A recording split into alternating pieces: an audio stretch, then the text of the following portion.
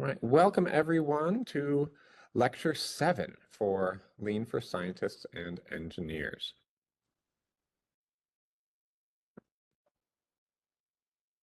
Today we are going to continue. So we're starting a brand new unit this time. We have functional programming in Lean 4. And this is going to be the next 4 weeks or 4 lectures. We have 3 more weeks, and the last week will be provably correct programs for scientific computing. And so we've spent the past 6 lectures on doing basic introduction to proofs and logic for scientists and engineers. We were off last week, and now we're back to start digging into these. Oh, I fixed the spreadsheet, but I did not fix the slide. Okay, important. There was a conflict. We are meeting tomorrow, but we are just not meeting at 1 o'clock. So this is 2 o'clock p.m. to 4 o'clock p.m. Eastern Time. There's an event at UMBC that I need to attend, and that is your heads up, okay? So those who are coming live, the 14 online and the few here in the room, it'll be empty at 1 o'clock, and I'll be joining in at 2 o'clock instead. The WebEx calendar invite, the Google Calendar invite, if you have it, should also be consistent with that as well. Okay, but today we're going to be talking about functions, definitions, structures, and recursion, and then tomorrow going to introduce polymorphism and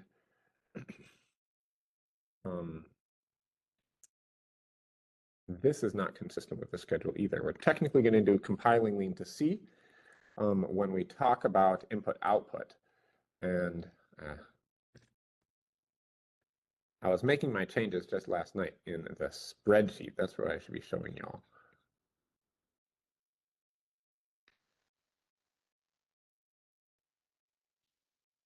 This is consistent. So today we're doing functions, recursion, structures. Tomorrow, polymorphism and lists and arrays, starting with that. Then next week, continuing with lists, arrays, indexing, matrices, and finally input and output, compiling lean to C, and wrapping it up with the following week with worked examples, the state of the art, essentially, where we're at right now. All right. I'll update the slides and post them in Zulip with the correct schedule. But if you've been looking at the Google spreadsheet, that's the most current. So we have today is we were going to recap essentially the whole course so far, because we may have some new people joining us, some people hopping in for the programming side of things.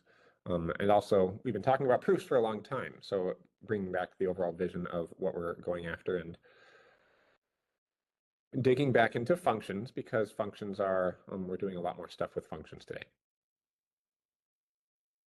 We'll then talk about what is Lean. Lean 4 is a functional programming language. What does that mean? How does that compare with other programming languages? We're going to talk about recursion. I don't actually teach recursion when I teach Python to scientists and engineers, but it doesn't really tend to come up a lot in regular coding skills. But for Lean, it's essential.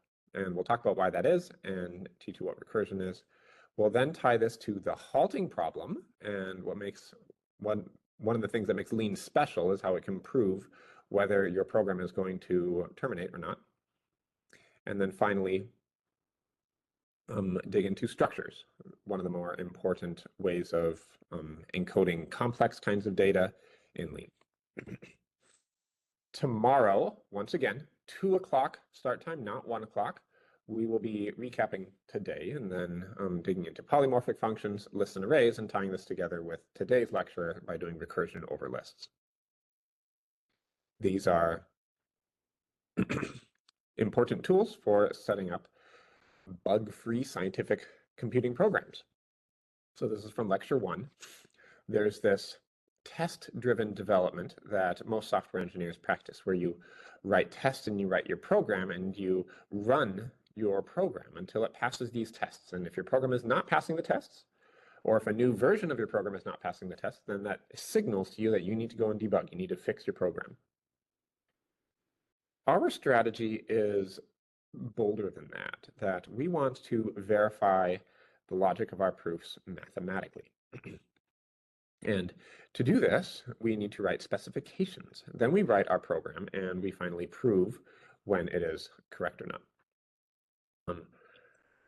If we cannot prove this, that is our signal to continue programming. But ultimately, when these are all satisfied, we have much stronger guarantees that we are doing stuff with the correct math. And we'll start to see in the second half of the course how this comes to pass. So here's another recap of what do we mean by so-called provably correct software, that we're trying to eliminate the syntax, runtime, and semantic errors before we even compile the code. Now, normal programming languages like Python or C, when you're writing your code in your editor, this will catch syntax errors, like you don't close parentheses. If you run your program and you have a runtime error, that will tell you where to go find your issue. Like, did this list with 4 elements, did you try retrieving the 5th element out of that? That led to a runtime error. These, again, the software tools we have give you a lot of direction on where to find this, but it's already worse than catching it at the editor stage. You had to finish compiling it, sometimes even deploying it before the runtime error showed up. Semantic errors are the worst. If you're missing a minus sign, then you just rely on humans to catch the results of this. There are ways to define a test to pick these up, for example, but it's generally a lot harder. And we want to move all 3 of these categories of errors and catch them all at the editor stage, so that before we compile the code, we have proofs in Lean that we don't have these errors, that we're correct in these respects. We're not, at this point, trying to address floating point or round-off errors. An ill-conditioned matrix is just an ill-conditioned matrix. If I have a really, really large value and I'm subtracting a really, really small value, like, we're not doing magic here. We still have machine precision.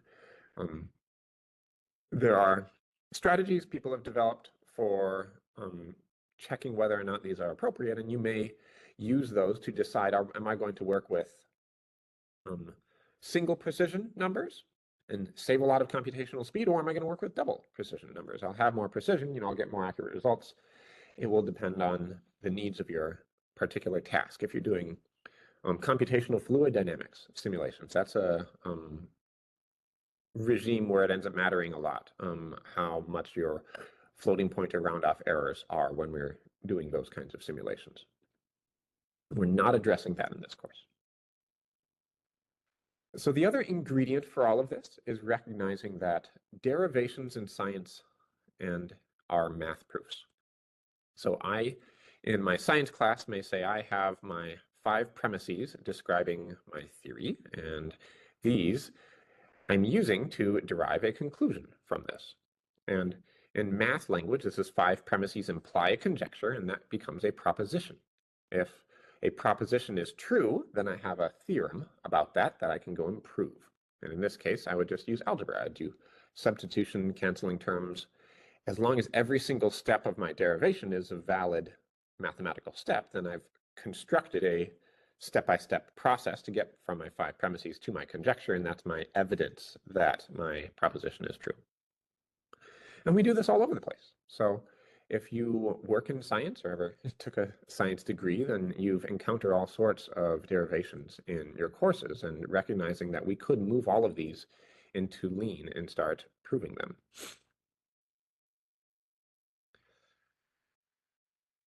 We also, so this slide is from lecture 3. We've also been talking about syntax versus semantics. I'm bringing that up again because we've mostly just been talking about the pure math, where we're going to write proofs in Lean. I'm going to combine the symbols of Lean programming language, and I'm going to form theorem statements, definitions, and proofs about these. And everything that is valid, essentially, we're checking with Lean. We then have a semantic gap as we move from the world of math to the world of theory. So I might have a scientific model like I was just showing you, one on the previous slide about Langmuir's theory of adsorption. That would be a symbolic model. This doesn't exactly match a computable model. There's some overlap between these, but usually when we're doing calculations with stuff and we execute scientific software, then we need to have code for evaluating models that are computable. And this week, we're going to start digging into what that means, especially tomorrow when we dig into polymorphism. Today, we're more setting up what does it mean to do calculations, the code aspects of this in scientific software. And so we have this, and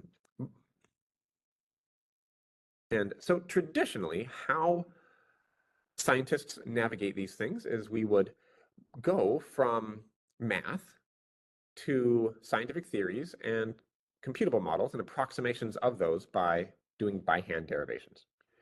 Then when it comes time to write code, you're like, I need to write my software in Fortran or Python or C or something, so you will go and look at all your papers and you will write out your code as best as you can. And then you run your code and maybe you have a database of tests to validate whether this is correct or not, or you get your results, you look at your things, you look at your numbers from experiment, and you kind of manually compare your code to your reality. We're trying to explore, can we represent all of this in Lean? Can we validate the construction of the math, the scientific models, and the software all together in one system? And Lean would then provide proofs that the logical connections and relationships among these things, whether it's just a pure math thing, or it is my representation of the semantics in Lean, whether we could do all of that in one system, and then finally, connect this, to reality, because we still do recognize that, imagine Lean existed in the 1980s. Okay, science has advanced since then, and we have different picture of what reality is, and we move forward in time another 40 years or so, like our understanding of theories and scientific models essentially is going to evolve, and not everything that we're working with is an exact match to reality. And so I think there will always be some kind of gap here, and there may be fun things with like input-output. We'll talk about I/O next week with Lean, because there are ways that Lean interfaces with reality.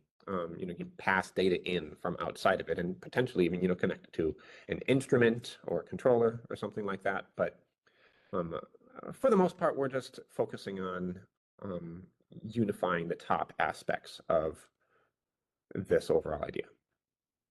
And I pointed briefly, I'll just mention it again briefly in this lecture, this idea that we write software that executes using floating point numbers.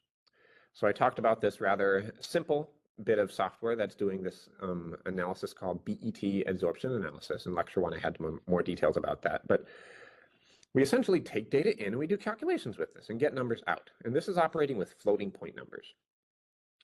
You can't really write proofs about floating point numbers, though. The proofs that we write, and we've done lots of that stuff over the last several weeks about proofs about real numbers, proofs about rational numbers. You can do proofs about complex numbers, proofs about all sorts of abstract things that don't necessarily, that aren't necessarily computable. Pi, for example, you don't get, you have to make some kind of approximation if you're going to do calculations with pi. Pi has, an unending number of decimal digits. So tomorrow we'll talk about polymorphic functions and how these special little things can bridge the realm of floating point numbers and real numbers. But today we're essentially going to talk about what does it mean to do floating point stuff in Lean, and how do we set up calculations and programming in Lean.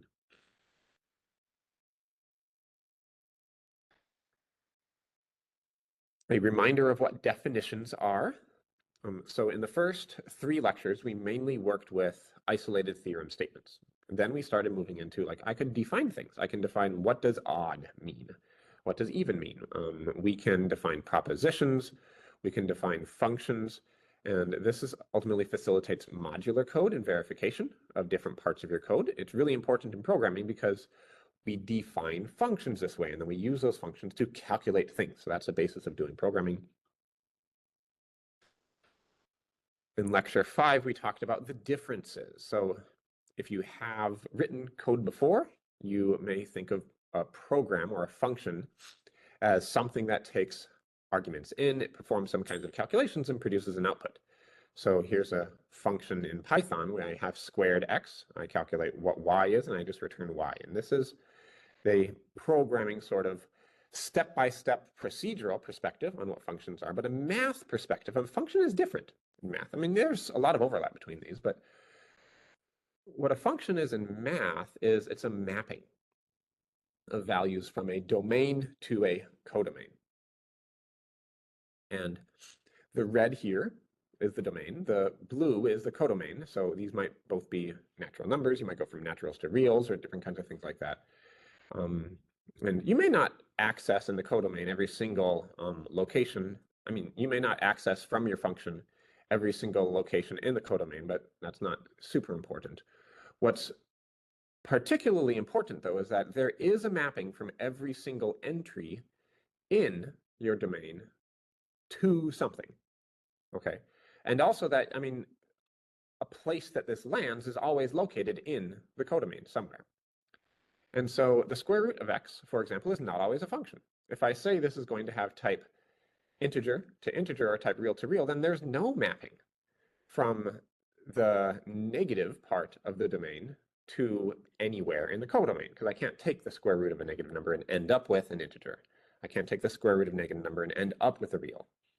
I do have that if I go from naturals to reals or reals to complex, okay? And the way Python deals with this is you often return these things like not a number, for example, or you get a little fuzzy and maybe you started and you weren't exactly clear that my function is only going from integers to integers, but it's actually going from, if you give it a different, something that doesn't work, it will start spitting out a complex number when you weren't necessarily expecting that. In Lean, you need to define how these things, what these things are. Here is something we also talked about. So this was last lecture, actually. This is from lecture 6, where we're talking about division.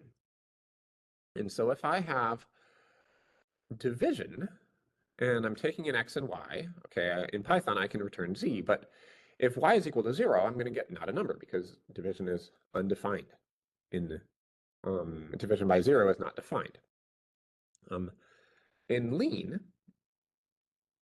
we also have this problem because what do?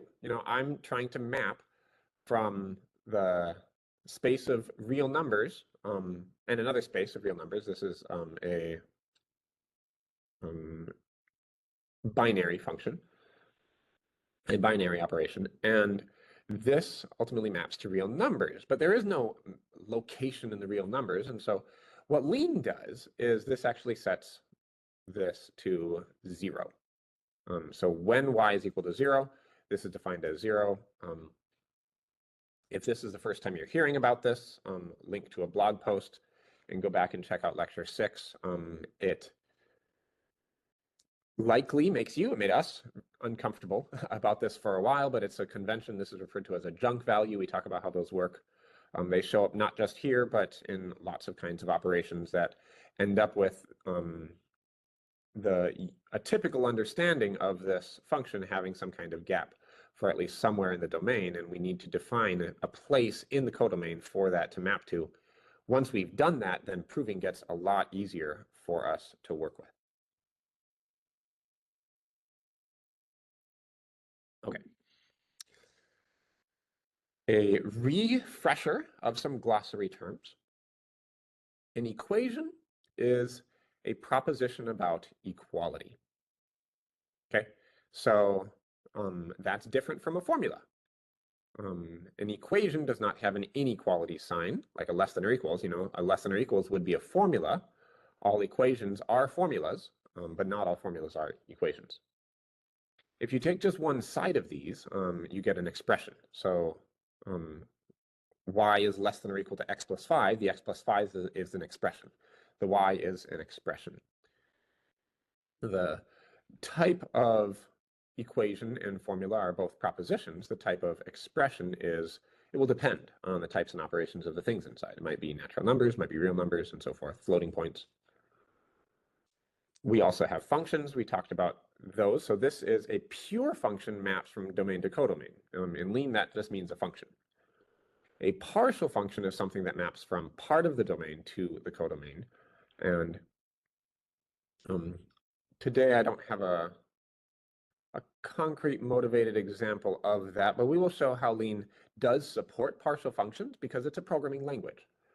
And you may find yourself in a situation where you just want to write a program that does a thing, and you're thinking in you have more of a Python or C or Fortran mindset.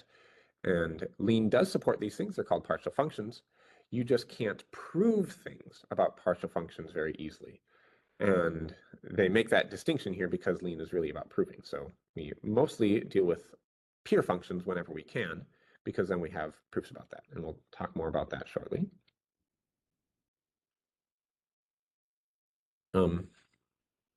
The syntax of these, so we also mentioning there's computable and non-computable functions. So if we're working with real numbers, then often we need to label these functions as non-computable. If we're working with floats, these are computable. Floats are just fine, but we can't write proofs about floats. Okay, and the last recap slide is the number systems. So we have natural numbers, integers, rationals, reals, and complex numbers. Any questions? Any questions about the recap before we move to the new content?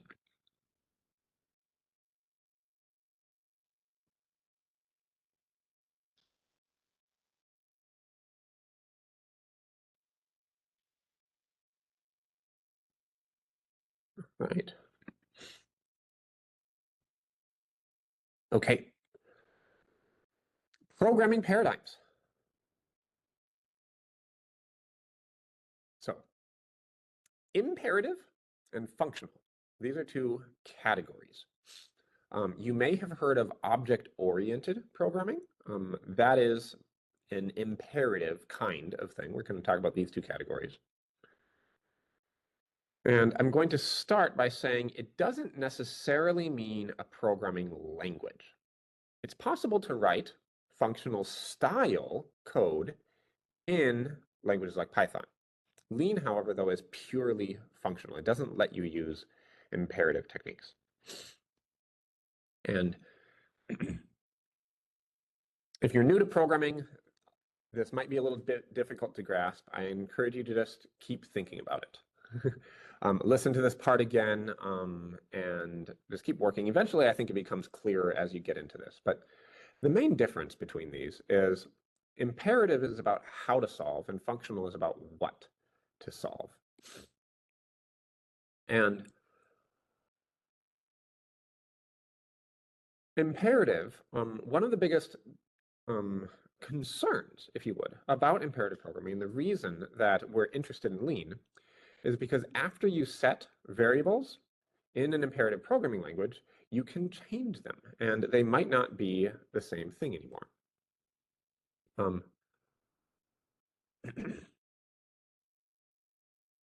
In contrast, I messed up my animation sequence here. Excuse me for that. In contrast, the functional programming languages, the variables are immutable. And this is quite relevant. We'll see some examples for this, but this brings a certain safety into this. After you declare something, you can't end up making a mistake in some other part of the code, and you're receiving a variable and you think it should be something, but some other part of the program changed that variable and now it's something else. So when you write in a functional style, it means you're never changing variables in place, and it brings a security, a reliability to the software you're writing.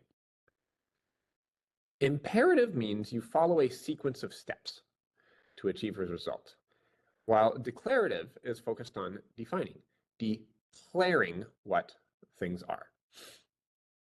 And so this is where the, I guess if you're familiar with English grammar, an imperative sentence is a command.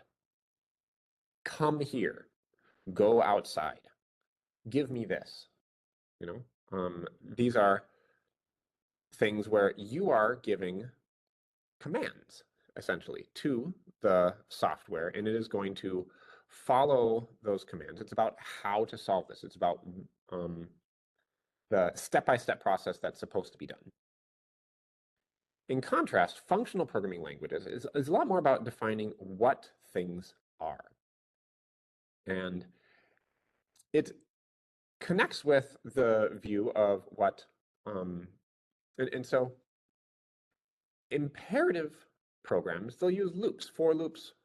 We'll use other kinds of conditional structures like for loops, while loops, and things like that, because these really prescribe, I am doing a sequence of operations. I'm going through a for loop. And if you're not familiar with what for loops are, we'll see an example of that pretty soon here. But in functional programming languages, it's about defining functions. First and foremost, everything is a function, essentially. I need to say, and the other neat thing is that functions gain a first-class status. I mentioned this super briefly, I think, in lecture 1 or 2. But in Lean, a function, or actually, whoa, I need to fix this. I mean, all of these things are true. Functions can be passed as arguments, returned from other functions, assigned to variables, but this isn't. I need to fix that. Functions, because types are first class in Lean. And so I'm just going to say,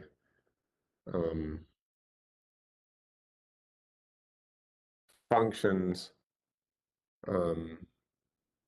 function definitions prioritized. There we go. That's what this is really all about, is emphasizing your function definitions.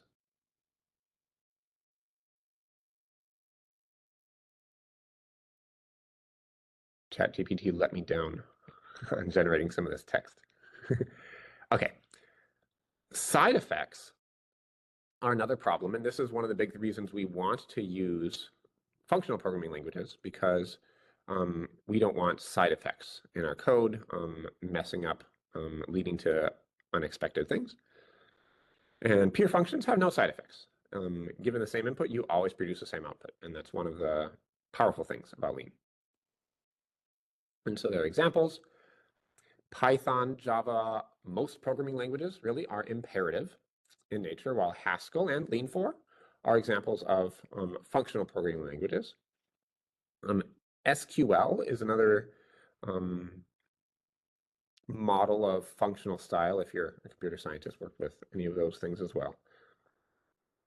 But again, this point is not explicitly constrained to what computer language this is, because you can write imperative style functions, imperative style code in Lean, and you can write function in Python, and you can also write functional style code in Python. So if you're learning something from this course, I think and maybe you don't even come back to Lean after the future. I sure hope you do, because Lean is pretty neat, and you're investing a lot of time into this at this point. But even if you go on to program in other programming languages, I encourage you to learn how to write functional style code, because it can make your Python code safer. It can make your Python code more robust.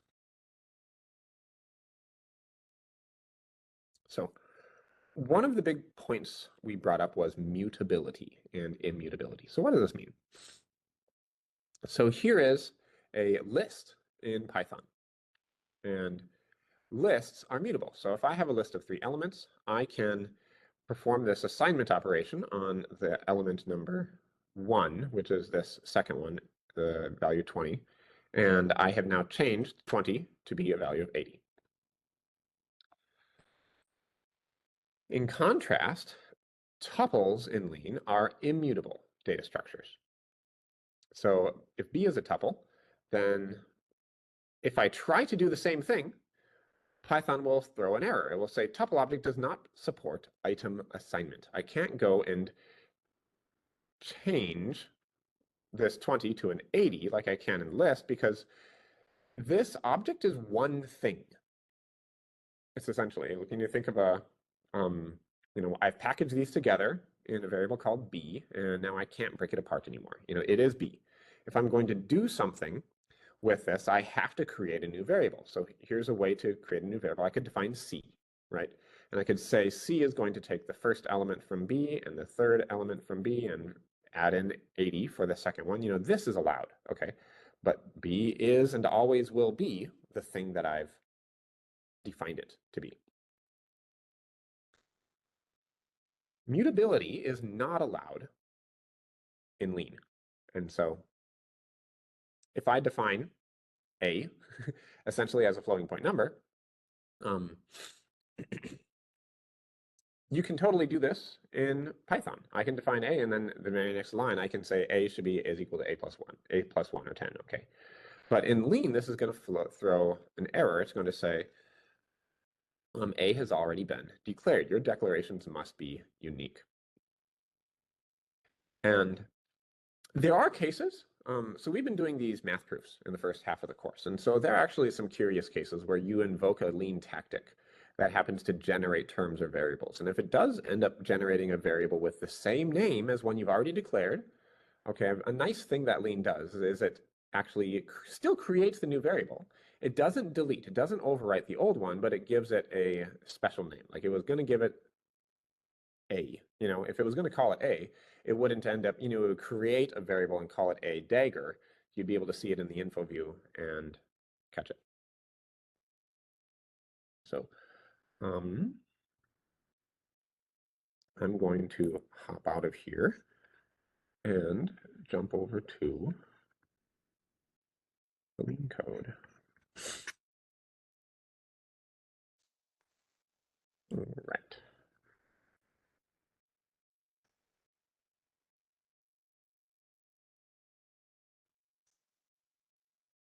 You can find these files on the Lean Zulip.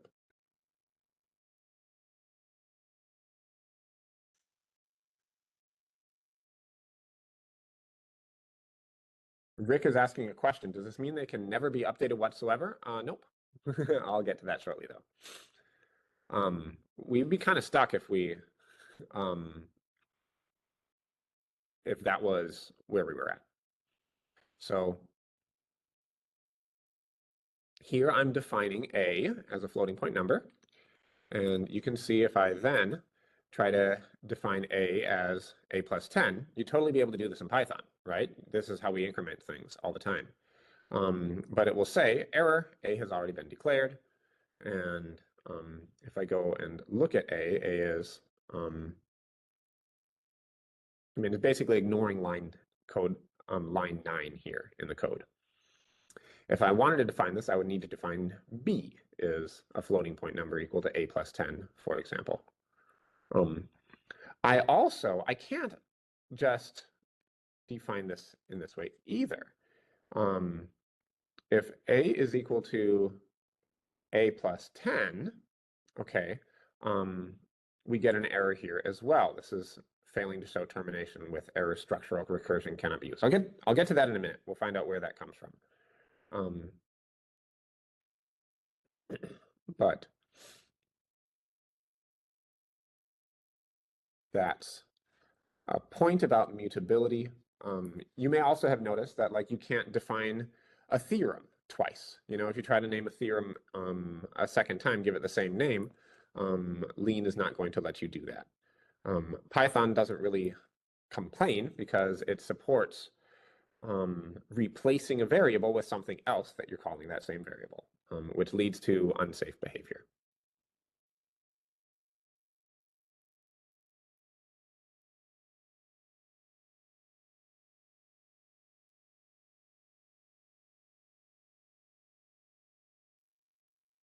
All right, and actually I wanted to hop over, and just so you can see if these things are new to you, um, this is that worked example in Python notebook.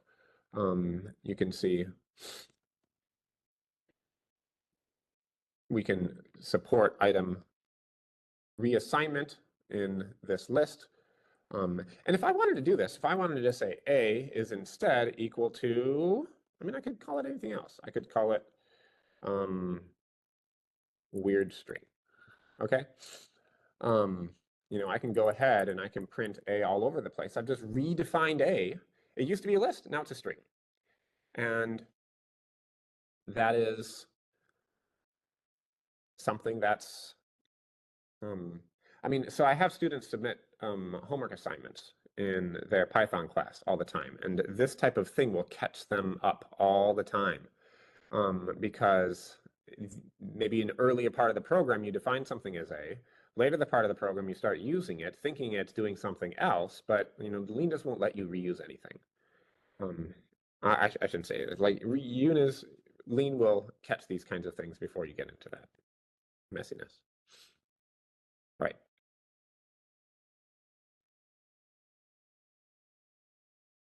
Back to the slides. Okay, but but most programming languages, they let you mutate variables. So like, why is that the case? The main reason is efficiency.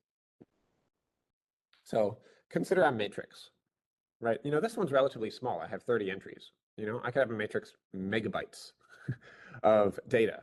We do molecular simulations. If you have 50,000 atoms, okay, you have 50,000 XYZ coordinates in your system.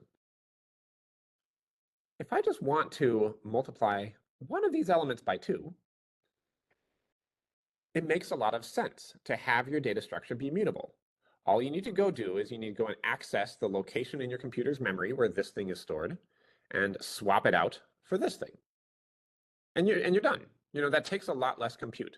So this relatively small thing, you would just need to go and grab this element and change the number. You'd be changing this in place, and it'd be quite efficient. Now, if this whole matrix object was immutable, whether it was a tuple in Python or an immutable kind of variable, you need to recopy the rest of this matrix. So that's a lot of wasted effort. And while you're doing that, you need to occupy twice the memory. Sure, if you end up with this new one, you can delete the old one, and now it's not taking up that memory. But like, what a waste, essentially. And Lean isn't the first purely functional program, but this is one of the major drawbacks of functional programming languages, like Haskell and things. And people developing these have come up with various tricks to manage the cost. We're not going to dig into this too much because most of how Lean handles this is going to be done behind the scenes. We're also just going to kind of touch on the basics of these things. We'll mention the things that are important, but for you to really learn how to optimize the speed of your code, going to advise you to learn stuff that we're not covering in the class. We're going to get you up and running in writing programs, but not really emphasizing the efficiency of those programs. Lean itself, as a programming language, introduced this new way to manage memory in functional programming languages. It's called functional but in place. And it's a way to manage 4 different kinds of data structures, whether they're linked lists or arrays or things like that. How does it manage operations like that in the computer? All of that stuff, though, happens pretty much behind the scenes. So you don't really need to worry about those details. If you're curious, you can go to the original paper describing the Lean 4 programming language and ask people on Zulip about how this stuff works. But for your perspective, though, I want to bring up this kind of idea. This is an important thing to recognize about mutability. Any questions? Did this answer your question, Rick? You were wondering if these can never be updated in Lean whatsoever. I guess to really speak to your question directly, there are ways to do that, but it is always done in a safe way. And so it manages the memory in such a way that you're guaranteed not to have the side effects that might occur if this is a mutable data structure and any function can in your Python program can access it and go and change anything according to that. And now you or some other, some other part of the program is expecting a different thing and is not getting that. We're also mostly talking about science and engineering things, but this stuff starts getting quite relevant for cybersecurity too, because this is ways there are certain exploits and hacking things that can get involved if there are bugs in software that don't manage these things well. Okay. So the next thing we're going to start talking about is functions. And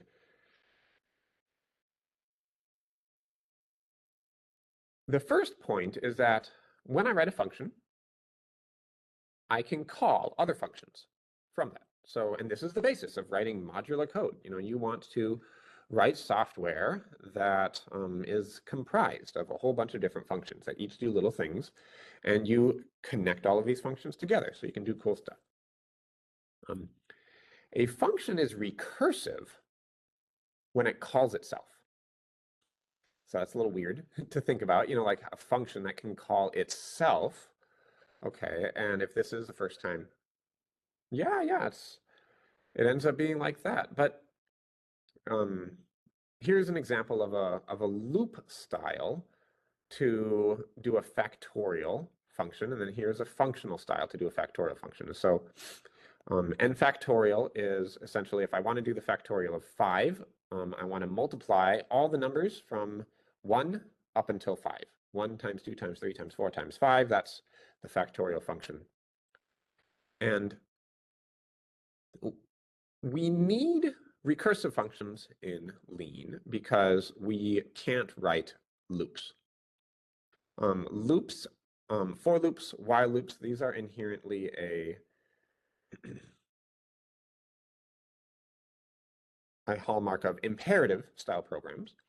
And this is what it might look like to do that with a for loop. So I'm going to start with, and so I guess, okay, I'll break out these examples a little bit more in detail soon, but you notice that the factorial loop, I define result and I call a range function, so I'm getting something outside of this, but nowhere in this function am I calling the factorial loop function.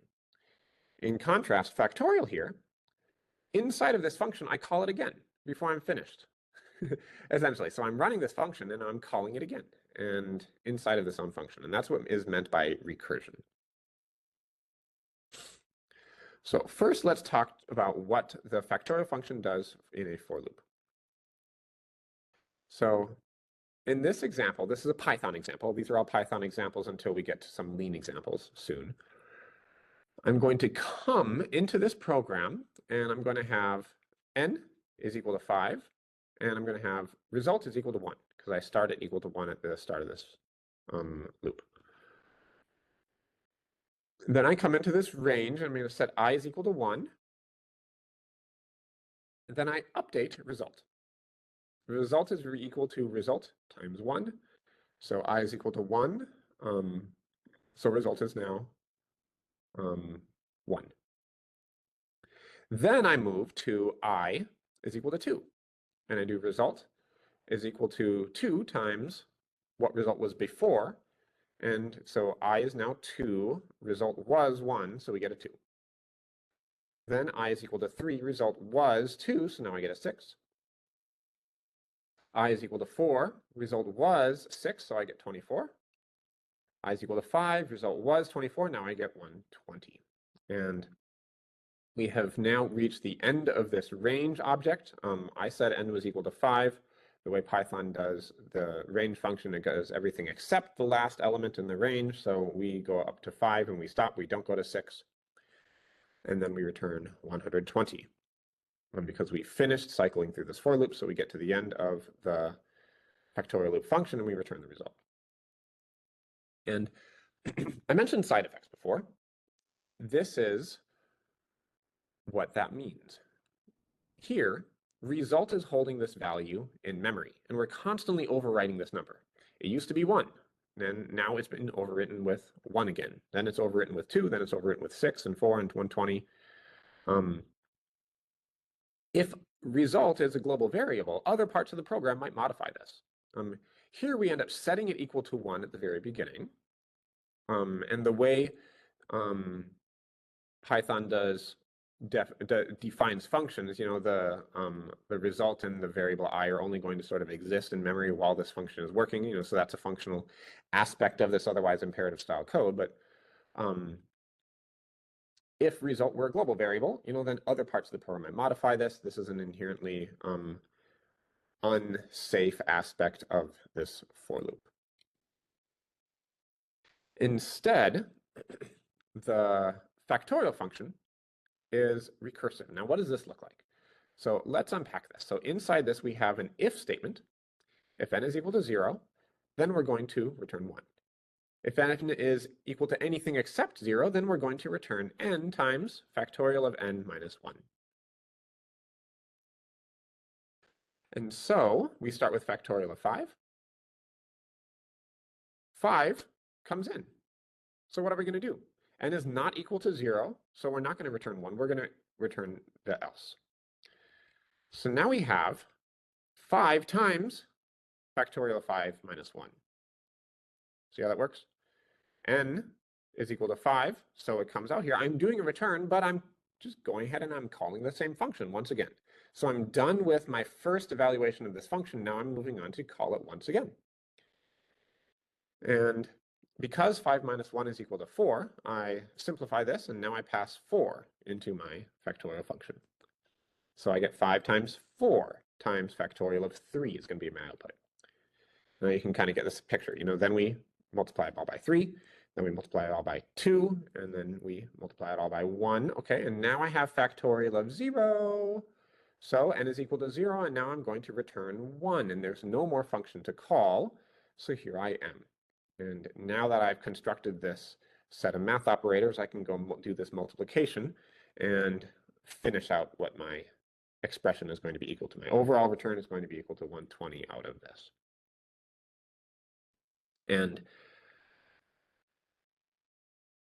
you might notice here, this is a little weird. This stack of calculations keeps increasing. And another aspect of functional programming is, people ever since Haskell and Lisp have been, trying to do these kinds of recursive functions to build stuff. And when you take this to large scale things, this creates memory issues. You can imagine, if I'm trying to do factorial of a really huge number, or if I'm just doing, some kind of recursive call that needs to call itself a million times, if I'm building out a million operations in front of my function call, that's just kind of a waste. It would be more sensible to actually collapse the front part of this and sort of solve it as I'm going. What this means is this is not tail recursive. Tail recursion means the tail of my function is essentially closing out and disappearing. I'm closing out this so that I'm saving my function call for the end instead of some middle part or the beginning of my program, of my function. And if I do it at the beginning, then I can clean things out. If I do it at the end, then I accumulate this set of calculations. So there's a different way to write this in a tail recursive way. And so here's a different function. We're going to call this factorial tail. And notice it's recursive because it calls itself. Here we're going to manage 2 arguments.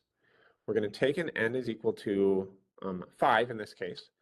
So in Python syntax, if you don't include a second variable here for this, this is ACC is short for accumulation. Okay. So if you don't include accumulation equal to, if you don't put a second variable in here, it will just assume that accumulation is equal to 1. So first, you will check if this is equal to 0. If it is, then you return the accumulation. And if it's not, then you return the factorial of the tail, where you are reducing n to make it a little smaller, and then you multiply n by accumulation. And so we start with factorial of 5, and it's going to infer that the accumulation term must be equal to 1. Apply this. N is not equal to 0, so we go to the else, and we will simply return factorial tail of 4 and 5 times 1. Now we can clean out the 5 times 1, and you can see immediately that this is going to just keep things manageable. We're not going to blow up our stack of calculations. We're going to maintain this as we go, doing our math until we get to the n is equal to 0 case, and we return the 120. So this one is going to manage the stack so it doesn't blow up. And almost always, tail recursive functions perform better than functions that are not tail recursive. So, but a fun thing about lean is if you're, you can actually write both functions. You can write one that's tail recursive and one that's not, and you can write a proof that they do exactly the same thing and they have exactly the same behavior. And that's a neat way that maybe your non-tail recursive function is easier for you to write, easier to interpret, easier to prove things about, but then you can prove it's equivalent to a performant tail recursive one that executes faster. And this is a neat way to do that. If you've ever heard of the website, or used the website Stack Overflow. So the name of the website actually comes from this kind of behavior. If you're calling a function that calls itself, it might blow up this stack and lead to your computer running out of memory in rough cases, for example. And so obviously you would want to get some coding help so that doesn't happen anymore. Okay. Any questions about recursion? The ideas about this? And actually, before we do this, I'm going to, as you come up with some questions, I'm going to show what this looks like in some Python code.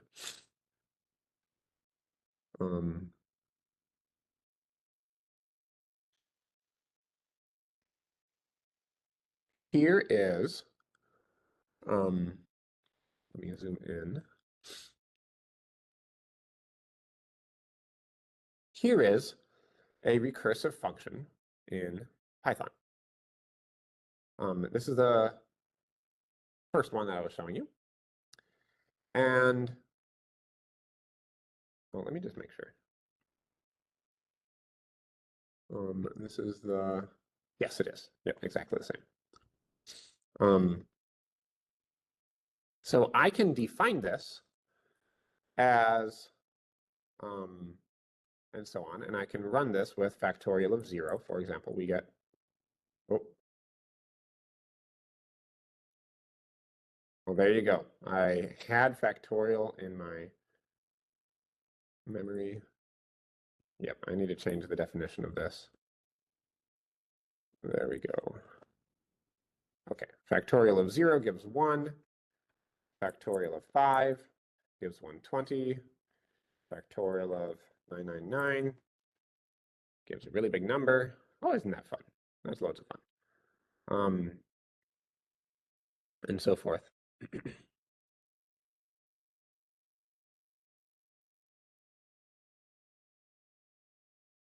All right, I'll leave it at that.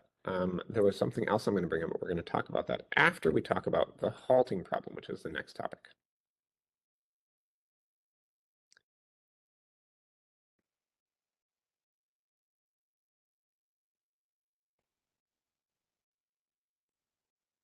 Okay.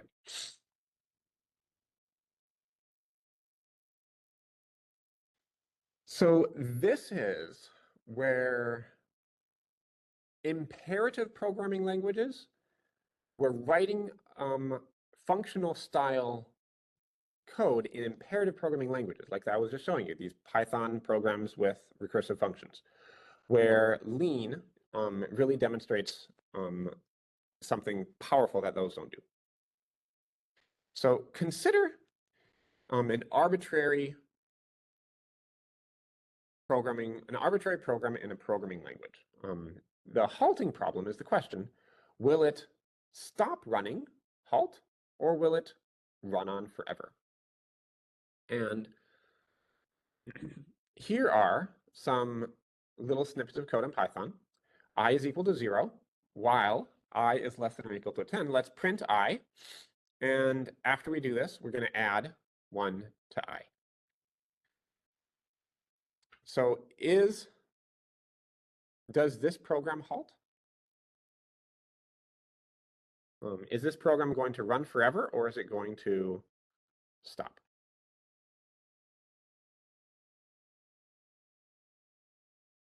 Any opinions? In person or online?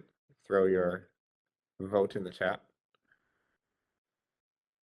Halts, halts. Yep, votes are coming in. You got it. That's right, this one halts. Okay. I'm going to perturb this by 1 character. All right? Now, I've changed the plus to a minus. Does this one halt? This one doesn't halt. You'll run this one forever, right? So, you're just going to keep going negative, negative, negative. You will always be less than 10. You're going to be stuck with a while true, and you'll just stick in this while loop forever and ever.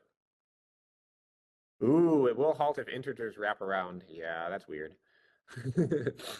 Yep. Okay.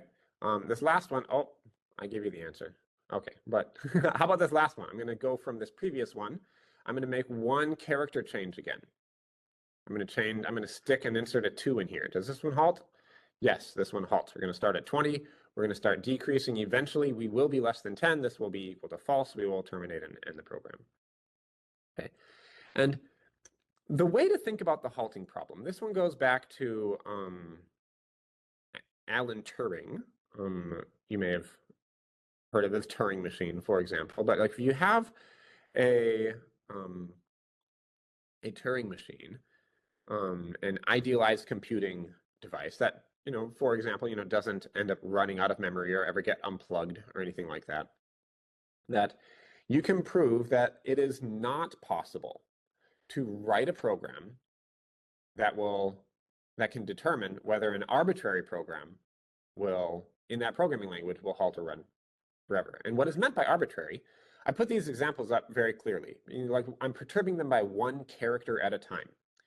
And there's probably maybe 30 characters or less in this kind of program, for example, and I could change any one of these characters to any other thing. And I mean, if I change the L in while to a Q or something, now all of a sudden it halts because it doesn't even compile, for example. But the space of possible programs, every possible program that you could possibly write in a programming language, it's not possible to prove that, it's not possible to build a program that will guarantee this. The question is undecidable if bringing in a concept from computability and things like that. However, this doesn't necessarily mean that you can't prove an individual program halts. See, I can prove any one of these I can prove the halts case by running these, watching them halt, okay? But it's hard to tell the difference between runs a long time and runs forever. So if I'm looking at this one, I might set it up and start running it, and 1 minute later, it's still running. 1 hour later, it's still running. 1 year later, a million years later, I don't actually have a proof that it runs forever yet. I've just been executing this program and I don't have it finished yet. Another way, back up. I wanted to animate this last one. I should have gone through my slides before I started presenting. All right. We're good now. Okay, consider a different thing. Now we're going to move to recursive functions. Because this is kind of weird, right? If you're new to recursive functions, you're thinking, well, a program that calls itself, right? So here is the factorial function. We worked our way step by step through this. We know that factorial 5 halts. We executed this. What do you think about factorial 20? Does this one halt? Anybody have a vote for this? Yep, this one should halt. Okay, what about this one? We tried factorial 999. Okay. How about this massive number? Again, assuming an idealized form of computation. We have an infinite amount of memory. We're not going to run into this. Yeah, I think so. Okay. I can tell Urja is saying as long as it has a base case, it halts. Yeah, you really have the good idea here. Um, what about factorial of -3?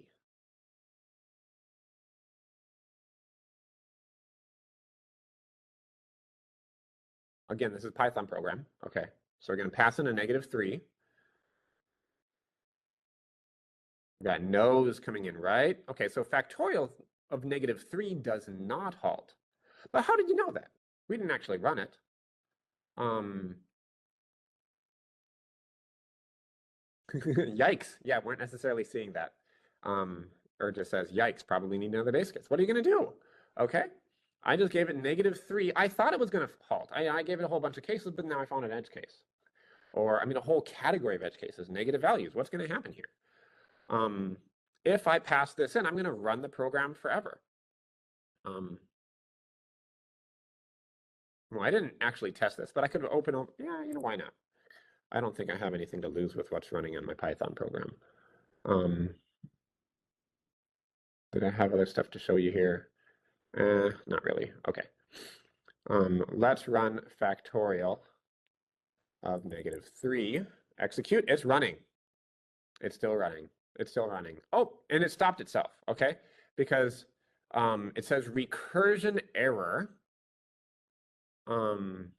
Maximum recursion depth exceeded in comparison. So this is a bit of safety features that Python puts in here so that after you've done, I wonder what the recursion depth is in my default setting. After it does a certain number of recursive function calls, it will say, stop.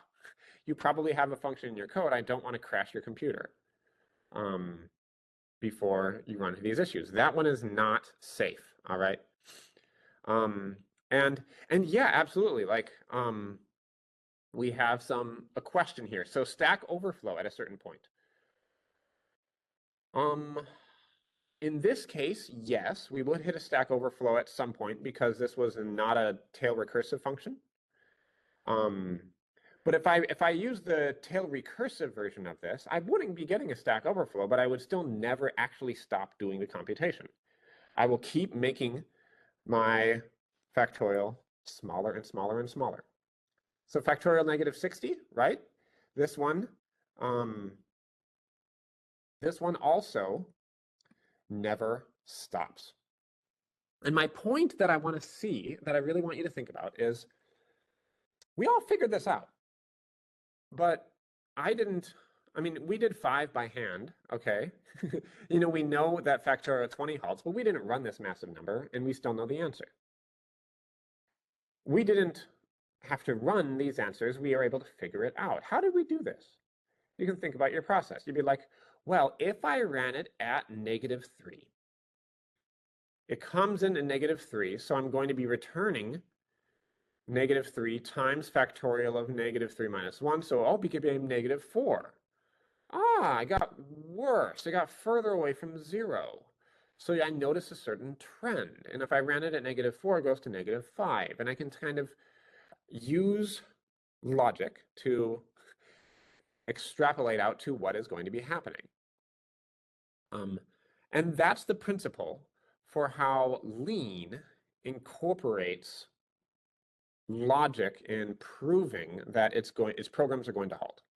And that's this really big benefit of what we're doing here. Really powerful stuff. Lean's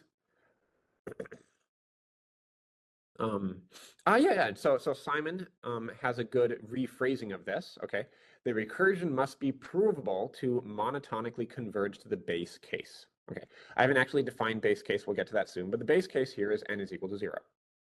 When I reach this base case, that's what it's referred to as, I return 1 and I stop the recursion. I've gotten to the base case. I'm done with this. And Lean is able to prove that if I'm starting at 5, I will get smaller and smaller, and I don't need to actually think about 5 and then 4 and then 3 and then 2 and then 1. I can just prove that it's monotonically converging. It's always getting smaller, and we can converge to the base case, and now I have a math proof that I'm always going to land on this. And it's pretty cool, isn't it? I think that's really powerful, and that's really neat. And And the bottom line, I'm going to bring back another term. Jump back over to my glossary here. Okay. If I'm writing a function in Lean, if it's a recursive function, it has to be able to prove that it is going to complete this mapping. If I can't prove, like if I'm stuck in an infinite loop, then there is no actual, the function never actually lands in the codomain ever. It never finishes. So I don't have a proof.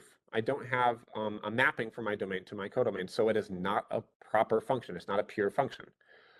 I can actually define these, call them unsafe kinds of functions using a partial function, but that's what partial means. Part of this domain maps to the codomain, part of it doesn't. That would be this case again. Let me go back to my other slide.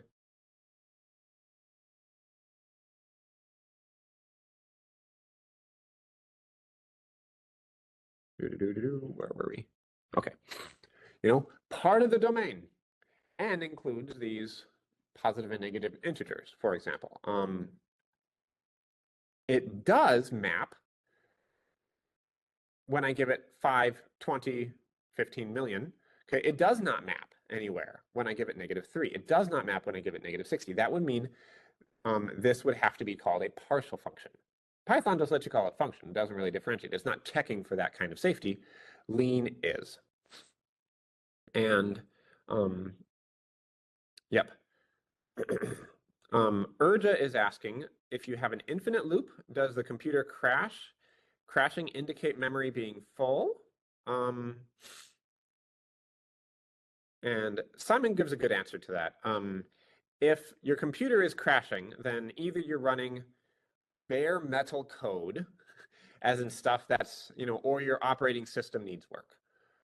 Most of the time, practical computing systems are going to stop you before you take up the entire memory of your computer. That's exactly what happened in the Python example. We tried running this factorial -3, and the system around this unsafe function stopped me. Python was keeping track of, well, how long have you been spending?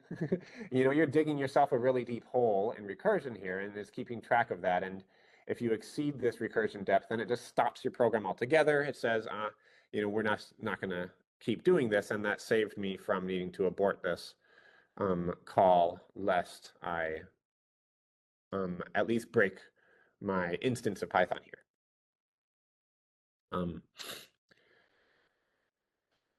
So Rick is asking another question about terminology here. Would a non-halting function be called non-computable?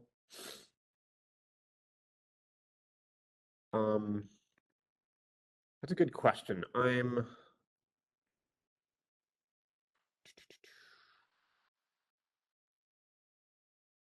I think those are two different things. I think there are, yes, they are different things. Well, okay. So, this is a good question. I haven't directly considered this before, and I think I'll have a decent answer. So we had, let me jump to the square root slide from before. Okay.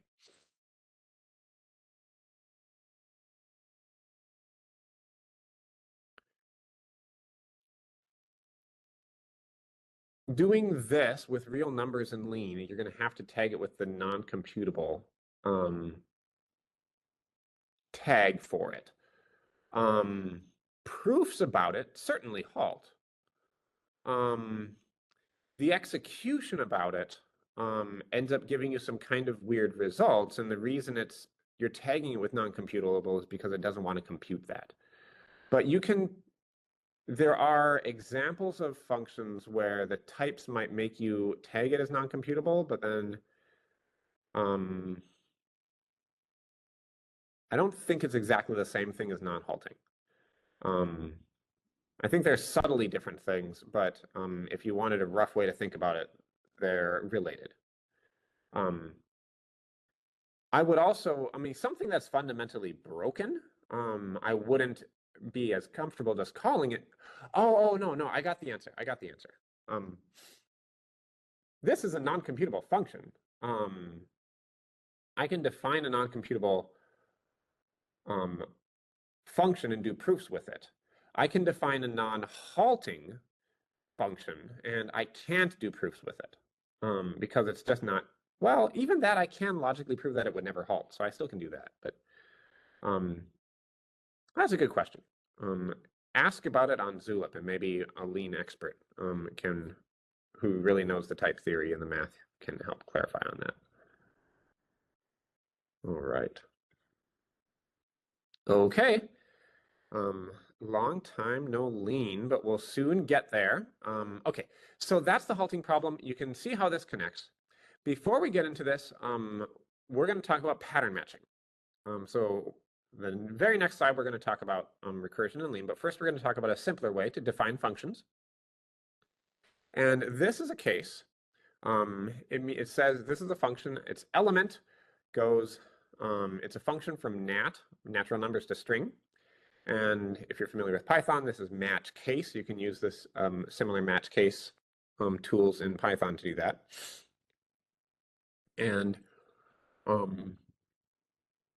I am setting this up. 0 maps to not an element, 1 maps to hydrogen, 2 maps to helium, and then I'm just putting an underscore to give myself an answer for every other possible nat that I might get, and I'm going to map this to not an element, which isn't true. We know there are more, but I don't want to write it all out. We do need to cover every single entry in the domain. If I don't give it an answer for 3, that means I'm leaving something off. Okay, so this is a diagram of essentially what this looks like. I'm mapping from my domain of natural numbers to a domain of strings. And I have hydrogen, I have helium, I have not an element. There are 3 places in the domain of string where this can land. And I didn't draw all the natural numbers here, I can't, but all of the rest of these essentially will be mapping to not an element. And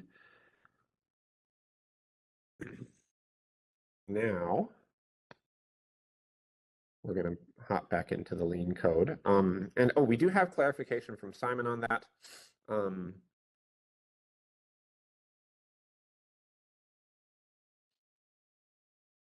Non-computable and non-halting are different. You can take a look at that now. It's getting more technical that I want to get into for this audience. Okay. Yeah. It is more than non-halting, essentially. Okay. So we are going to talk about pattern matching next. And so this is the example that I shared with y'all. One thing that frustrated me a little bit, you can't use this for continuous by putting logical arguments on this side. So I can't say define element real to string and say for all real numbers less than 1.5 map to this text, everything greater than or equal to 1.5 map to something else. You'll need to use a different syntax, if then type statements. This is a pattern matching way to define functions, and it's a matching of the exact number in each of these cases to an output. And this equals greater than sign. It doesn't mean greater than equals. We're doing an assignment of 0 to this. Curiously, we don't actually need this.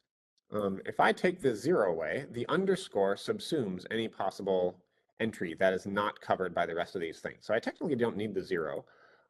It's a little bit more understandable, but I can't take this one away. If I take this one away, then we get an error. It says missing cases. And somehow they say, oh, I better add 3. But that's not going to do it. I need an infinite number of cases. I need to cover every single entrance in NAT. So in practice, it's not really going to work to even define this when the type is NAT to string without doing the underscore here, like I was showing before. Oh, I had to undo for that. All right. Okay, so that is how pattern matching. Pattern matching is I am, and I can execute this. I can eval element, and I can give it a 0. And now we're going to see my message that comes out is not an element. So I can give it a 1, and we get hydrogen out. I can give it a 2, and we get helium out. I can give it a 88, and as expected, it gives not an element out. So if I give it 88.0, now we have problems, okay, because I gave it an input that is not a natural number. So 88.0 is coming in as a float, and we get a helpful email message. It says, well, actually not so helpful. Failed to synthesize, though, is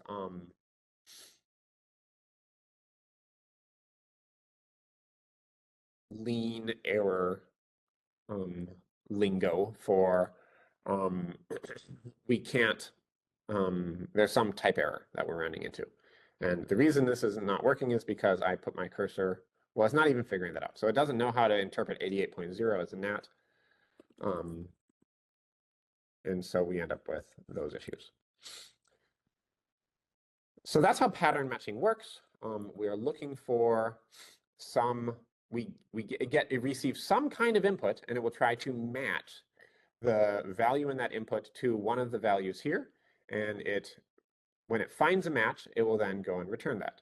We can't do this either. If I give value 2 a second time, if I'm going to map this to helium 2, okay, this is going to flag an error saying, where's that? Redundant alternative. You can see is the error message we're getting here. In functions, there needs to be a mapping from the domain to a codomain. In this case, I would have a mapping from value 2 to 2 locations in the string codomain. I'm not allowed to do that, and Lean is going to tell you have a problem before you get into that. So now, as it's written, okay, and so the other thing is, this is a good time to mention the whole partial functionality here. Now I think if I wrote partial, oh no, it's not even having it. Okay, missing cases overrides that. So it won't even do pattern matching if we have missing cases. And do unsafe. No, it won't. Okay, never mind. So we need to have all of the cases covered if we're going to use pattern matching in defining a function. Okay.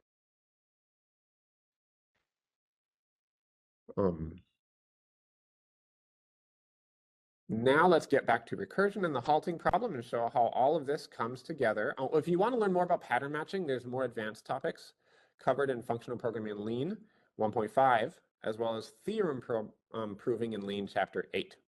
So we have links to those textbooks on the course schedule. Go and dig into those to learn more.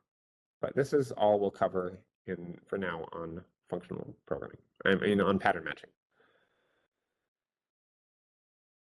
So this is what it looks like to do recursion in Lean. We define the base case as Urja was describing. The base case is 0. If I get a 0, give me a value of 1. Then we set up a match. If I get some natural number, and I match that number not to a 0, but to an n plus 1, then I want you to output n plus 1 times factorial of n. Now I take factorial of n, and so essentially I trimmed this out. This isn't everything, but I'm showing factorial of 3 essentially. We match to an n plus 1, but we return an n. So I had 3 matched to an n plus 1. Now I return the 2.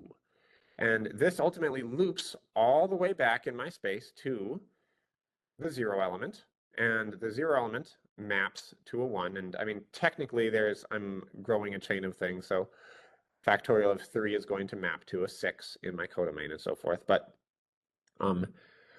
I know that I have, for every single value of n, Lean is able to figure out that this factorial chain of events is getting smaller and smaller. We're not monotonically decreasing toward the base case. Once we land at the base case, we're finished.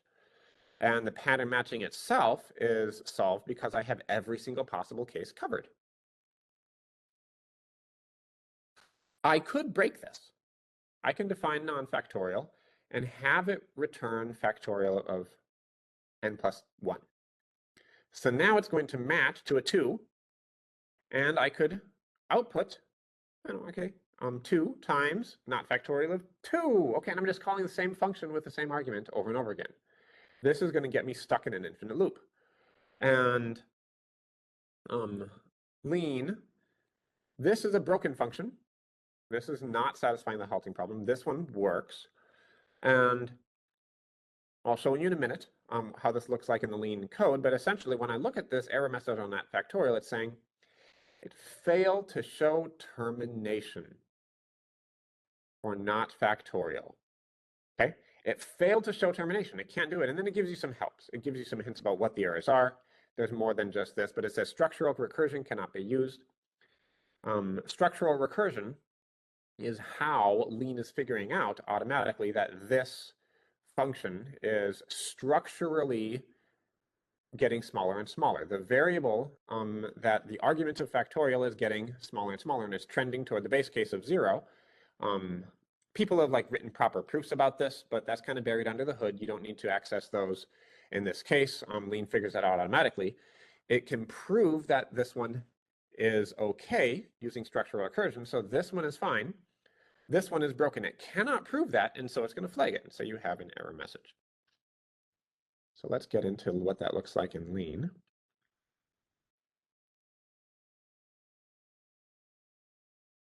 Here we go. Let's take a look at our factorial functions. For many years, I thought recursion was way above my head as an engineer. And then now that I've been exposed to it a bit more, I think it's really elegant and it's pretty cool. So, okay.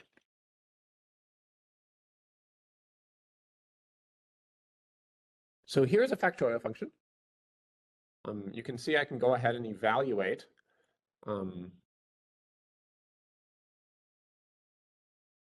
so we were doing an eval of b here. That's 6. Let me hide the old evals so we keep the most current eval up on top. So factorial of 5 returns 120 as expected. We can just for fun do 98, for example, and oh, we broke it. Okay.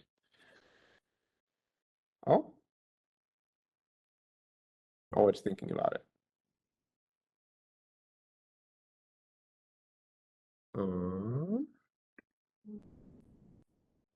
Factorial. Where did factorial 95 coming from?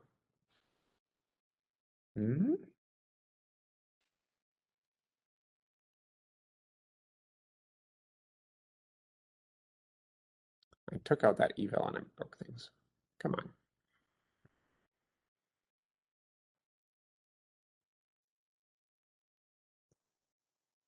There we go. Okay, back to 120. We can do 6, 720, 9. All right, we're doing great. Yeah, so we can put in factorial 98. We run into these things. I'm not going to test this for maximum recursion depth by putting a massive number in here. This is still not tail recursive, okay? So we have those potential concerns that we would have otherwise. But Lean lets you define the function. It doesn't flag it because it doesn't have any problems. Now, here's another one, not such a big deal. This is another instance of pattern matching. I should have taken this out. I wrote that much earlier. Okay, so here's an example of making that code unsafe. So I'm going to uncomment this one. Now we have that not factorial example. And here you can see the error. It says fail to show termination for not factorial with errors. Structural recursion cannot be used. And it gives you a little bit more illustration of this. It says I can't use not factorial n+1. It can't use that. It failed to eliminate the recursive application. And it has some suggestion of this. Okay, it's failing to prove. So it's giving you some possible solutions. And I'm just going to give you some hints or some taste of some of the stuff here. If I could use have, right? Interesting, okay? You know, have, we use that in some of our proofs, right? So you could say, let me introduce a little statement and put expressions after the have to prove some remaining goals, to prove that, actually, I am actually going to close my goals. Or I could specify my own tactic for discharging this kind of goal. You could use termination by, okay, to specify a different well-founded relation, okay? This is just a vocab word I'm going to introduce. We're not going to dig into the depths of this. If you do need to write complicated recursive functions that actually do halt, but Lean just can't automatically figure it out, well, then you need to go and learn more tools, essentially, and go look at chapter 10 of functional programming in Lean, look at some other tools about well-founded recursion in order to learn how that works. In the slides, I did have a reference. Let me go find that one real quick. So on the outline slide today, I had a link to this Proofs About Programs interactive tutorial, which I just love. Go and do this and learn more about recursion. And this is talking about, it talks about the factorial function, which is where I got the example I was showing you from.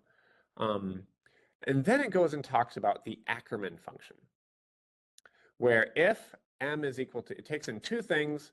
If m is equal to 0, return n+1. If n is equal to 0, return m-1 and 1, else you return this. So it's, it involves little logical steps and stuff, but it's messy. Essentially, it involves two variables. Sometimes they're going up, sometimes they're going down.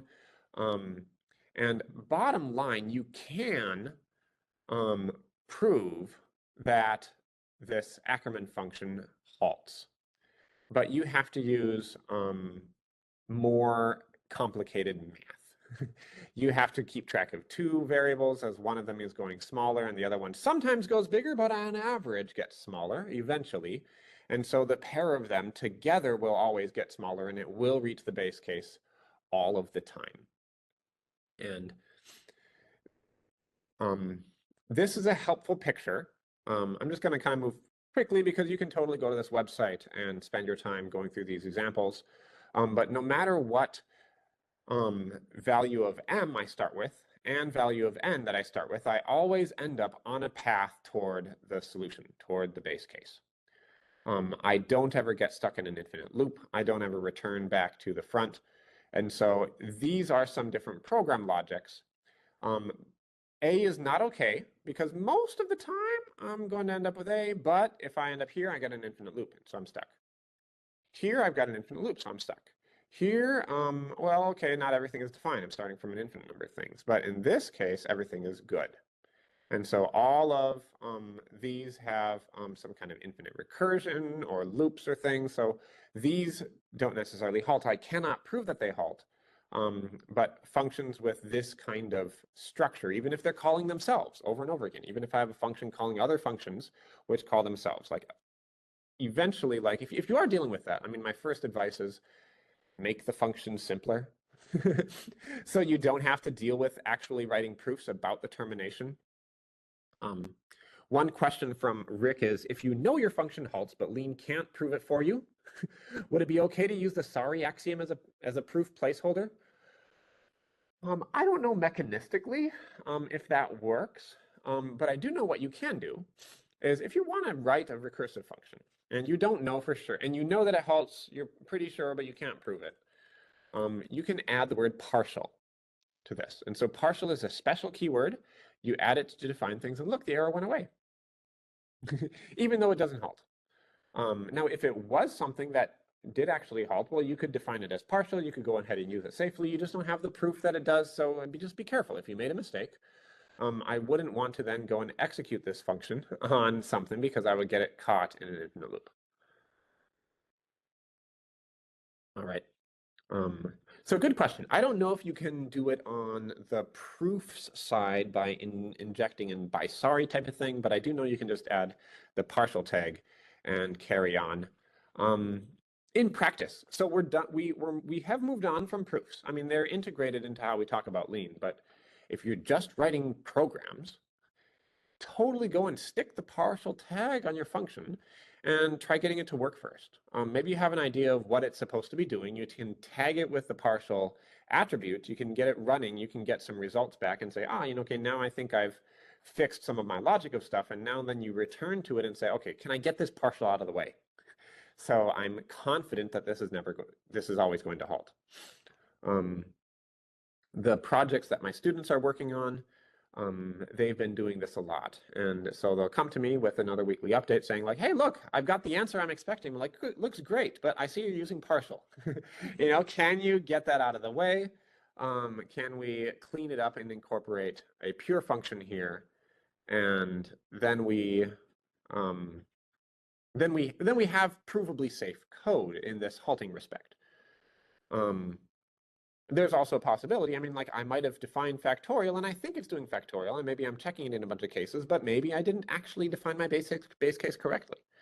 And so while I'm doing the effort of taking partial off, I'm getting some extra work in here to make sure I don't have any bugs, any mistakes in my code. All right. So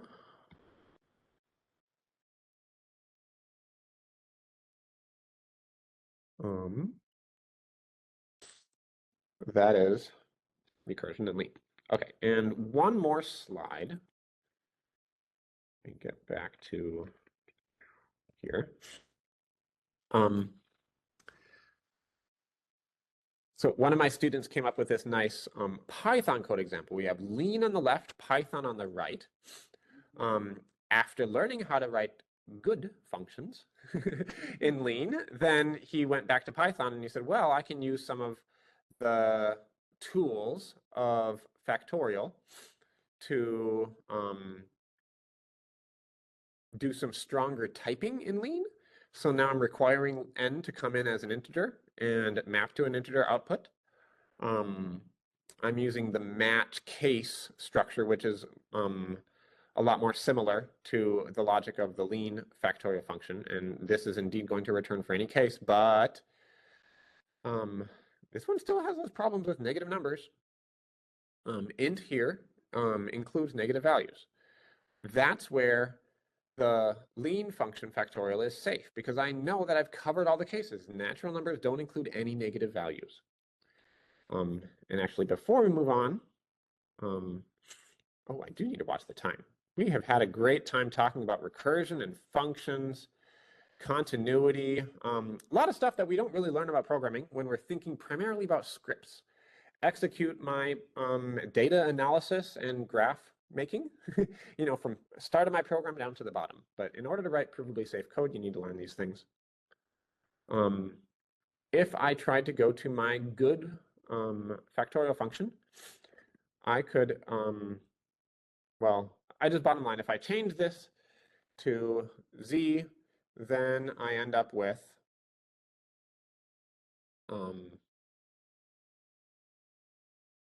problems.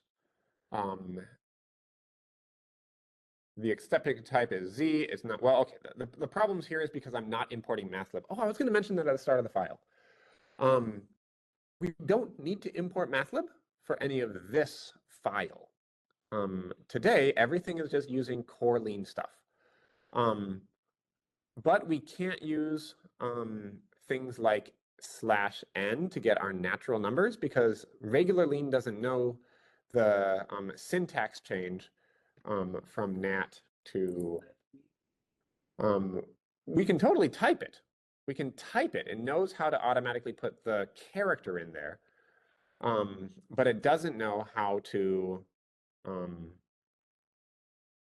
yes, so we can use int, but I think this is,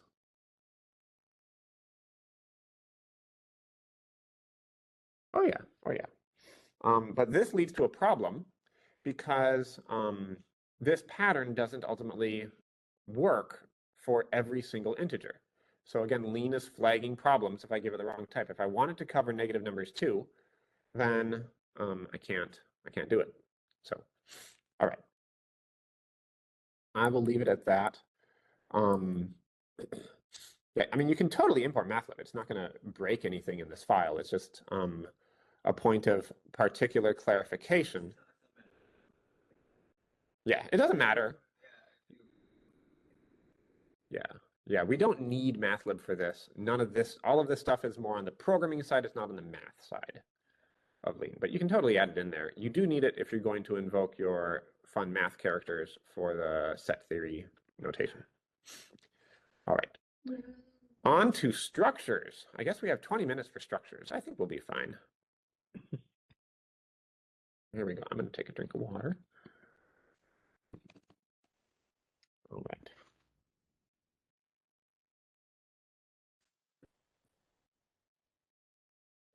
Memories. Yeah, if you've used C++ before, structures in lean are pretty similar to these. Okay, I don't know how they work in Java. But today, bottom line, what are structures for? Structures are for holding multiple things. They're different from each other. They're both imperative programs, but yeah, I don't know Java at all. That's not my programming language, but yep. A point is, yeah, we need a structure to have all fields defined. And today, there are 3 examples that I want to talk about. The first one is from Functional Programming in Lean, chapter 1.4. And then we'll talk about atoms and molecules because we love those connections, and also gas law thermodynamics. So we use structures because we might be defining a thing that has multiple parts. How do we define its type? That's what structures are for. And the first example is going to be from Functional Programming in Lean, chapter 1.4. I'm going to where's my textbook? Do you know what ujja means? Energy. Oh, nice. Cool. Okay, so we have structures. And so go to this section of the textbook. You can see a lot of good examples, but this is where a Cartesian point is introduced. This is a structure that has 2 floats, x and y. And yep, and we're defining the structure point, and now we have a new type. And this type has a value for x, a value for y and x each have floating type. Now there's this extra line that says deriving repr, okay, which is representations. And it's asking, you just throw this in if you want lean to produce the extra bit of code that will be used to displaying points. If you leave it out, then you can still go ahead and define the structure and use it. You're just not going to have a connection to the display. And so when we do stuff with eval, for example, that's what we do that, and that's why you need deriving representation on there. And you can create an object with type point in this way.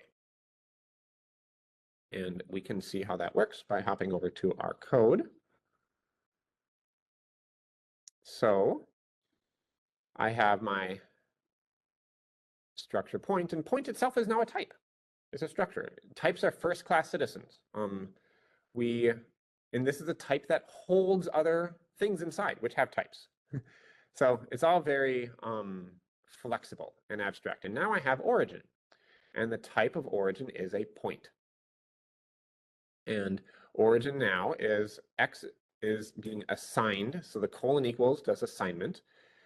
So 0.0 is a float being assigned to x, 0.0 is a float being assigned to y, and I can do an eval on origin.x. So origin.x goes and accesses one of the fields in my structure, origin. I can go and grab the value for y. These are my evals coming out of here. Oh, I'm just going to make this commented so we don't have as much bloat in my outputs. Okay. And that's what it looks like to work with this. So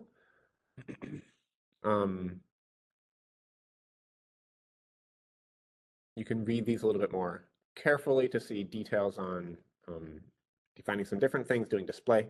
Okay, here is a function. We've done a lot of stuff with functions. Well, now this is a function. It is point to point to point, essentially, is its type.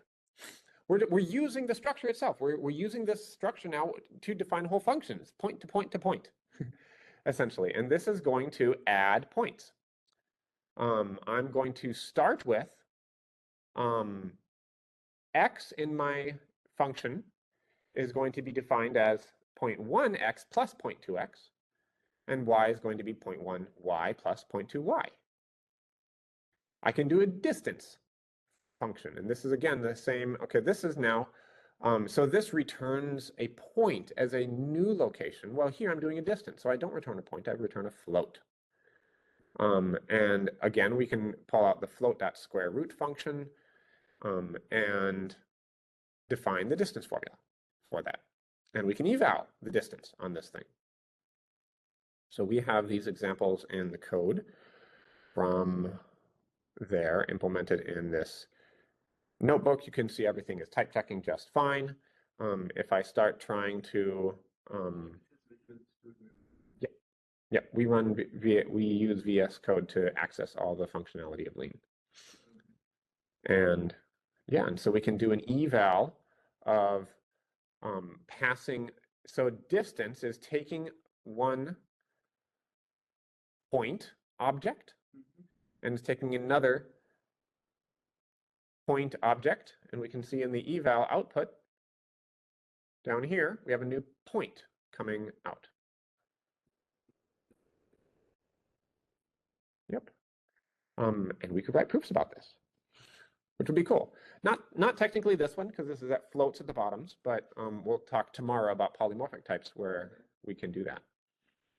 And we can go on to find 3D points and so on.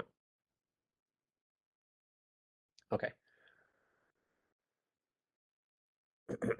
Oh, not this one. I want this one. Mm-hmm.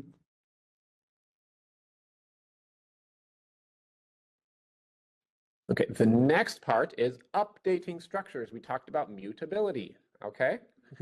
And so this is the perfect point to jump in and say, well, what does mutability mean in the context of Lean? We can certainly mutate lists in Python. We can't mutate tuples in Python. How about in Lean? Well, Lean does not have mutable state. And that means we can't do what we would maybe imagine doing with lists in Lean. But what we can do is we can create a fresh value of point allocated with the x field pointing to a new value and all other fields pointing to the original values from the input. So that's the idea of what we're trying to do is we would maintain things where we don't actually mutate stuff, we don't actually change stuff in the memory, we create a new entry which points to different places. And this is showing a value of 0x that allows us to do that. I can create a function.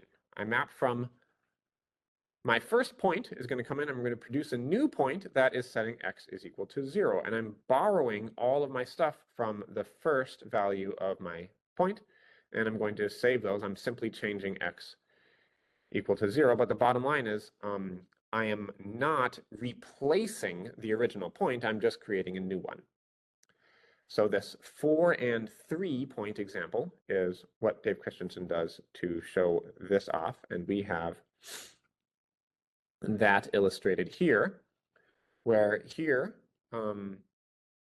I can eval this 4 and 3 point, where I have 4.3 and 3.4. If I apply the 0x function to 4 and 3, well, now I've gotten back, this new thing. X is 0 and y is 3.4, but I have not gone and changed anything. 4 and 3 itself is still equal to 4.3 and 3.4. We haven't actually gone back and modified the original thing. States, there is no, once I create something, a definition in Lean, it is going to be defined that way forever. Or at least within the same file. Okay. So next, we're going to look at some chemical properties. So Shane, Oscar, and Alan all worked together in my group to come up with this nice example where we have chemical properties is going to be a structure. And this has all these different fields. So another thing you can note is the structure can have fields that contain different types. The name of my atom is going to be a string, so is the symbol, but I can have numbers, natural numbers. I can have floats. I can have other floats. Okay, I can define structure. And now once I've done this, okay, chemprop is a type. And now I can actually use this structure as the type. So I can have a molecule where I string together a name of my molecule, the formula of the molecule, and I can have a list of all my atom types. We'll talk about lists more tomorrow. But this one just happens to use a list. You can see list is a type that takes in this type. So I know what is the type of the elements in my list. So this is a different kind of list than this one. This is a list of floats. The above it is a list of chemprop type atom has, you can see it's a list with chemprop, and this is a list of floats and so forth. But now I can go and I can define an object. I can call this hydrogen, and hydrogen has the type chemprop. So hydrogen is a chemprop. I should call this element, but I guess I used element up above. So now I go and define, I need to define everything. If I leave off the electronegativity, for example, it will tell me you have a problem. So here we have a problem. It says field missing, electronegativity. So it tells you what you're missing. You need to define everything, like I mentioned before. And we have a mix of things. If I try to change my atomic number to a string, for example, we will also end up getting a problem because this is supposed to have type nat, but instead it has type string. So we have problems there. It's going to check all those little inconsistencies as you create the data object. We also define oxygen, and we define molecule. And now, and we define water. Now, water has a different type. Water's type is molecule. Remember, we had this structure for molecule, and we can put all sorts of data inside here. In addition to, what are my atoms? Right here, type of atoms is a list of items. It says it's a list of elements with type alpha. So I then give it the alpha. The type should be chemprop. Hydrogen has type chemprop. Oxygen has type chemprop. So we're good. We have a list in here, and that's great. I can have the number of atoms here is 2 and 1. So now I have two hydrogens and one oxygen atom in my water molecule. And we can define functions. I won't go into the details of how this one works today, but just to give you a taste, we can define functions like here's the molecular weight function. It's a function that maps type molecule to type float. Isn't that neat? Really high level thinking stuff of things that we built ourselves. This is a function that maps molecule to type float. And now we're using a list fold function to turn to define an accumulation function, take in the atom and the atomic number, and do a zip with these things. We'll talk about this later. But bottom line, if I do an eval of molecular weight and water, we can see what comes out of this is 18.01548, which is doing the math on my water structure here. And I told my students as a stretch goal, it would be pretty fun, could you work out the string manipulation to prove that H2O formula as a string matches the number of atoms of all the different types of atoms and things that I have. And it's probably possible. I think unpacking this string and counting up, doing the interpretation of this string as numbers and symbols might be kind of messy, but possibly. I bet it's totally doable. We should be able to access stuff that Lean has available to pull together all these kinds of things and then have a definition of that. Even more fancy, perhaps instead of assigning a name to the formula, we just say, or instead of saying what are the type of atoms and what are the number of atoms, maybe we can get the values of this. I could say formula is equal to H2O, and then type of atoms is some function of H2O that breaks this down into saying I have this H and this O, and I don't have carbon, for example, and then the number of atoms will count how many are in there, and I don't need to define these themselves.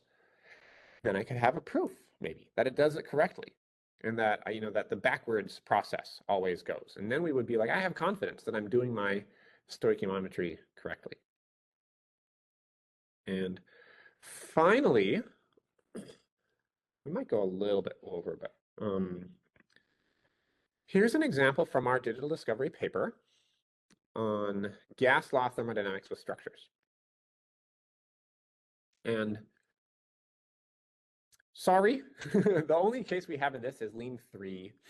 My student who actually ported this wasn't able to find his old work on porting these to Lean 4, and I don't think it might be hard to find right now. So we have this Lean 3 version that we published when we submitted this paper. But the overall logic of this is the point that I wanted to make. Well, there's two stories. Okay. The first, I'll be showing you some of the Lean 3 code just to give you an idea of some of the rich kinds of things you can put inside of a structure. The other part is how all of these can fit together in complex ideas. So in this case, we have these concepts, these definitions. What does something mean when it's isobaric? That means constant pressure. Isochoric is constant volume. Isothermal is constant temperature, and so forth. Well, I can go and define what those are. And I can define them to be about my properties in thermosystem. In thermosystem, I don't really show this in the diagram, but you'll see in the code shortly, thermosystem contains the concepts of pressure, temperature, volume, and then when I have a logical statement about my thermosystem temperature being constant, then I'm saying I am isothermal. I can define things about Boyle's law, Charles' law, Avogadro's law. These aren't, and these I draw an arrow from the thermosystem because they are about the things in my structure. These are not just absolute math ideas. They are about the objects in my structure. I'm using my structure to sort of organize my domain of science, organize my semantics a bit, and then I'm writing math statements about that. And then I have proofs. So I can prove these properties that follow from these definitions, and I can prove properties, for example, about ideal gas law. So let's pop this open.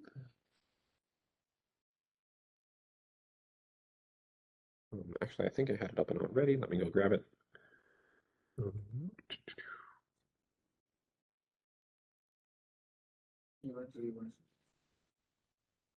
Right here we go. Okay.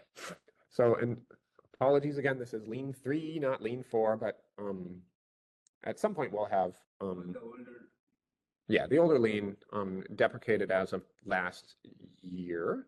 Yep, 2023 I think is when they finished deprecating it. 2021 is when lean 4 came out. Don't learn lean 3. Okay. But the idea is yeah, thermosystem contains 5 things.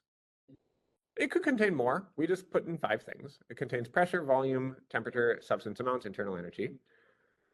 I want you to look at the type here. So this is my first point.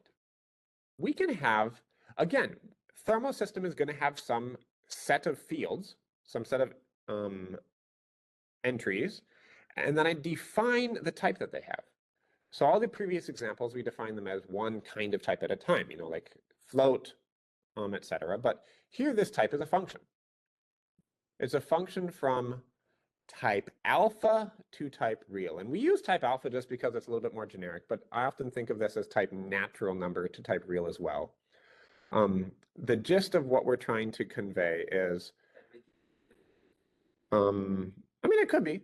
It doesn't, I mean, but natural I think is a bit of a better choice. Let me pull out the reason for that. I know, I'll just talk through it. We're running out of time. When I state something like Boyle's law, I want to say P1 V1 is equal to P2 V2.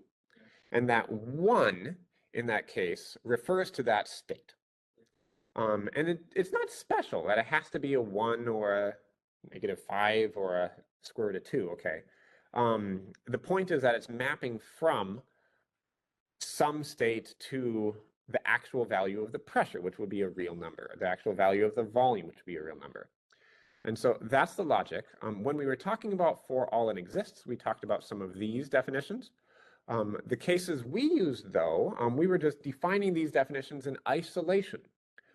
Now what we've done, though, is I've defined my semantics of my thermodynamic structure. So in this case, the definitions are about the thermosystem M pressure. The thermosystem M pressure here. And we define Boyle's law. We did this also. This was the fun case we did at the end of the logic section. There exists some value k, a real number, such that for all values of m, of n, pressure times f pressure at that state times volume at that state is equal to k. You know, we unpacked that one, I think, in lecture 5. And we can state that in lean.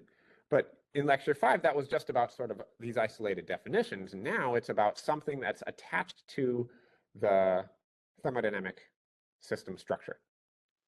And then we go into write proofs. By the way, if you ever see the word begin in a proof, that's lean 3.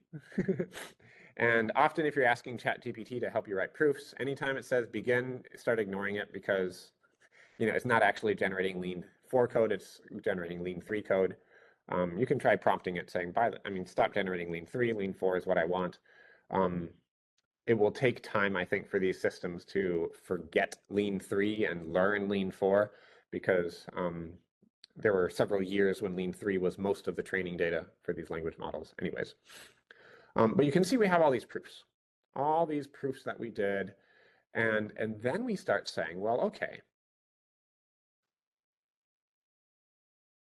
here is a structure, ideal gas. Ideal gas is a structure, and it is extending the thermosystem structure. What it means is I'm taking everything that existed in the thermosystem structure, and I'm adding one more thing to it. And in this case, I am adding a proposition to my ideal gas structure. So this proposition is that for all values of n, Pn times Vn is equal to the amount of molecules n times R times Tn. And so PV is equal to nRT. This is a proposition, a logical statement that's true about ideal gas, but it's not true about thermosystem. So coming back to here, ideal gas inherits everything about thermosystem. So if something was in thermosystem, ideal gas now has it, but ideal gas is smaller, if you would, than thermosystem because I have now a proposition that constrains what it can be. And we use that to now say I can write theorems about the ideal gas law, about an ideal gas, which has these properties, but also which is constrained to follow the ideal gas law. We didn't do this in the paper, but we talked about the possibility I could extend the thermosystem to a van der Waals fluid, which would again, be a different equation state. I could extend it to all sorts of equations of state. Those don't, and I could prove different things about them. I'm managing all of this in a useful way. And that's the thing I wanted to do. So like, what is my point here? What if your thing has multiple parts? Okay. Things in science are really complicated sometimes. Like, you just think of what an element, what is the stuff of an element in element in the periodic table? What is a molecule? A molecule has a graph structure, right? But MathLib has graphs. We could go ahead and attach, I don't know what graph representation is in MathLib, but we could go and find that and say the graph structure of water is here, and it has that kind of type. And we could start attributing information like that to this thing. We can define abstract thermodynamic properties. We can write proofs about all of those things. And really, to bring it back to our big goal, this is what we're trying to do. We are trying to formalize what does it mean to define a scientific model with semantics in there, okay? And you can totally define your structure incorrectly, right? I could have written my equation for the ideal gas law and left something out, okay? So we do introduce possibilities of making mistakes there, but the idea is as you write proofs about the stuff and you interconnect one scientific concept with other ones, then we prove all sorts of things. Eventually, like if I've made an incorrect definition, then I won't be able to prove the things I was expecting to be able to prove about that.